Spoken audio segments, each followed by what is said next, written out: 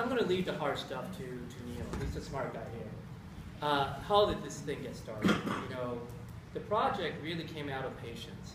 Everything that I do, every project that I've embarked on is inspired and addresses a need in what my patients need to get from day to day. And it is not unusual for me to hear my patients say that they're living from MRI to MRI.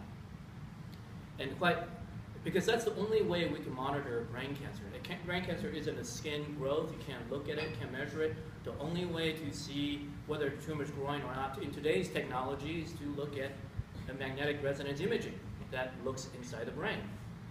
The problem with that is quite frequently we find we have things that are kind of ambiguous because the MRI has a limited resolution, right?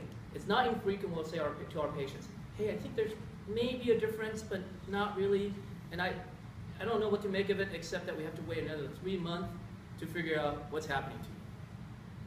And I just find that unacceptable.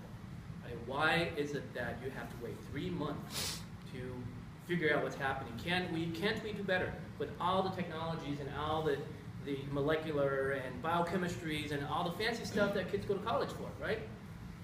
And so that's what inspired this project. We thought that by analyzing, and I'm going to have Neil describe what we're analyzing, by analyzing the fluids that bathe the tumor, we could better understand whether or not the tumor is growing, we could better understand when we should switch therapy, we could better assure our patients when it's safe to assure our patients, and we could tell our patients when we need to change our directions.